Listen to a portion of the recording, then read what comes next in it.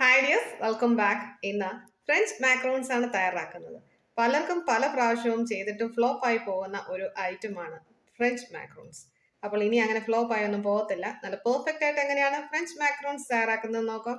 അപ്പോൾ വീഡിയോയിലേക്ക് പോകുന്നതിന് മുമ്പ് ചാനൽ സബ്സ്ക്രൈബ് ചെയ്യാതെ ആരെങ്കിലും കാണുന്നുണ്ടെങ്കിൽ സബ്സ്ക്രൈബ് ചെയ്ത് ഒന്ന് സപ്പോർട്ട് ചെയ്യണേ.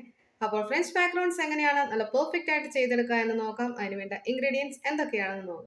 ഫ്രഞ്ച് മാക്രോൺസ് തയ്യാറാക്കാൻ ഞാനിവിടെ almond floor, icing sugar, egg white, granulated sugar, blue gel colour.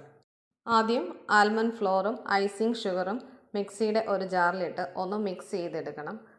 ഇങ്ങനെ മിക്സാക്കി എടുത്തതിന് ശേഷം ഒരു അരിപ്പയിൽ കൂടി നന്നായി അരിച്ചെടുക്കണം. ഒട്ടും തന്നെ തരി കാണാൻ ശേഷം ഒരു ഡ്രൈ ആയ ബൗളിലേക്ക് എഗ് വൈറ്റ് ആഡ് ചെയ്യാം. ഇവിടെ 23 ഗ്രാം എഗ് വൈറ്റ് ആണ് എടുത്തിരിക്കുന്നത്. എഗ് വൈറ്റിനോടൊപ്പം തന്നെ തരിയുള്ള പഞ്ചസാരയും ചേർത്ത് നല്ല ഫ്ലഫി ആയിട്ട് ബീറ്റ് ചെയ്തെടുക്കണം. പഞ്ചസാര മുട്ടയുടെ വെള്ളയുമായിട്ട് നന്നായിട്ട് യോജിച്ച് കിട്ടണം, അല്ലെങ്കിൽ മാക്രോൺസ് ശരിയായി വരത്തില്ല. ഇവിടെ എടുത്തിരിക്കുന്ന കൃത്യമായ മെഷർമെൻറ്റ്സ് എല്ലാം ഞാൻ ഡിസ്ക്രിപ്ഷൻ ബോക്സിൽ കൊടുത്തിരിക്കാം. അത് പ്രത്യേകം ശ്രദ്ധിക്കുക. കൃത്യ അളവിൽ തന്നെ ഇത് തയ്യാറാക്കാൻ നോക്കണം, അല്ലെങ്കിൽ അത് ഫ്ലോപ്പ് ആയി പോവും.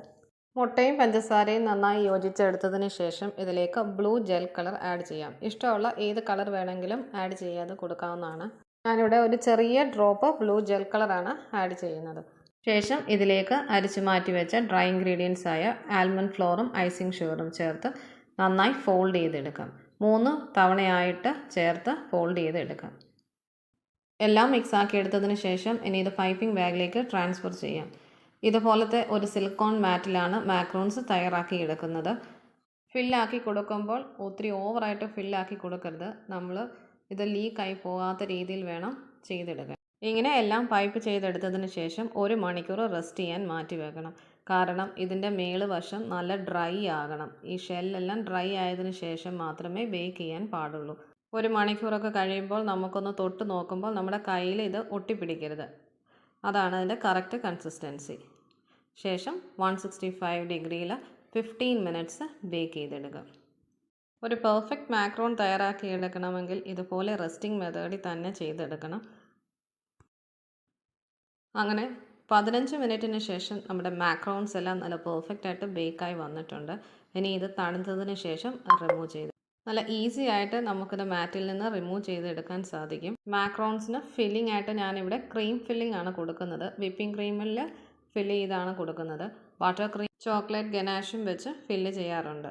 ആദ്യം ചെയ്യുമ്പോൾ മാക്രോൺസ് ഒന്നും ശരിയായി കിട്ടിയെന്ന് വരത്തില്ല. 2-3 പ്രാവശ്യം ട്രൈ ചെയ്ത് നോക്കി ഇതുപോലെ ശരിയാക്കി എടുക്കാവുന്നതേ ഉള്ളൂ. സിമ്പിളാണ്. മെഷർമെൻറ്റ്സ് എല്ലാം കറക്റ്റായിട്ട് ഫോളോ ചെയ്താൽ നല്ലൊരു മാക്രോൺസ് നമുക്ക് തയ്യാറാക്കി എടുക്കാൻ സാധിക്കും.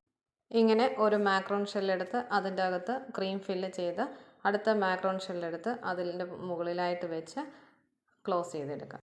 അപ്പോൾ ഇന്ന് തയ്യാറാക്കിയ മാക്രോൺസിൻ്റെ റെസിപ്പി വീഡിയോ ഇഷ്ടമായാൽ ലൈക്ക് ചെയ്യുക, ഷെയർ ചെയ്യുക, സബ്സ്ക്രൈബ് ചെയ്യുക. ഒപ്പം ഇത് ട്രൈയും കൂടി ചെയ്യുക. Thank you for watching.